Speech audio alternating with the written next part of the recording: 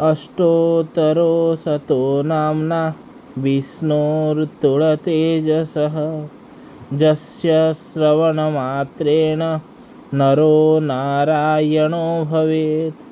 विष्णुर्जिष्णुर्वषट्कारो देवदेवो वृषा कपिः। दामोदरो दीनबन्धु हृदिदेवोदितेसुतः।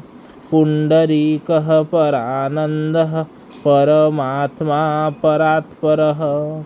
परशुधारी विश्वात्मः कृष्णकाळीमलापः। कौस्तुभोद्भास्मितो रश्मो नरो नारायणो हरि। हरे हरि प्रियः स्वामी वैकुण्ठो विश्वतोमुखः। ऋषिकेशो प्रमेयात्मा वराहो धरणीधरः। वामनो वेदवक्ता च वासुदेवो सनातनः। रामो विरामो विरजो रावणारी रमापतिः। वैकुण्ठवासी वसुमान् धनदो धरणीधरः। धर्मेशो धरणीनाथो ध्येयो धर्मभृताम्बरः। सहस्रशीर्षा पुरुषः सहस्राक्ष सहस्रपात्। सर्वः सर्वविसर्वः शरण्यसाधुवल्लभ। कौसल्यानन्दन श्रीमान् रक्षकुलविनाशकः। जगत्कर्ता जगद्धर्ता जगज्जेता जनार्दनः। जानकीवल्लभो देवो जयो रूपो जडेश्वरः। क्षीराब्धिवासी क्षीराब्धितनया वल्लभस्तदा। शेषशायी पन्नगारी वाहनो विष्टरश्रवा। माधवो मथुरानाथो मोहदो मोहनाशन।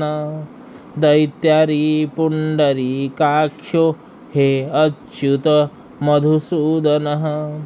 सोमसूर्याग्निनयनो नृसिंहो वक्तवश्चलः। नित्यनिरामय शुद्धो नरदेवो जगत्प्रभु। हयग्रीवो जितरिपु रूपेन्द्रो रुक्मिणीपतिः। सर्वदेवमयः शीर्षः सर्वधारः सनातनः। सौम्य सौम्यप्रदः स्रष्टा विश्वक्सेनः जनार्दनः। जशोदातनयो योगी योगशास्त्रपरायणः। रुद्रात्मको रुद्रमूर्ति राघवो मधुसूदनः। इति ते कथितं दिव्यं नाम्नाष्टोत्तरशतं। सर्वपापं हरं पुण्यं विष्णोर्मिततेजसः।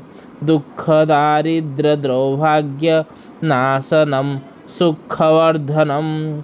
सर्वसम्पत्करं सौम्य महापातकनाशनं। प्रातरुत्थाय विप्रेन्द्र पठेदेकाग्रमनसा। तस्य नाशन्ति विपदां ऋषयः सिद्धिमाप्नुयात्। इति विष्णु अष्टोत्तरशतनामः स्तोत्रं सम्पूर्णम्।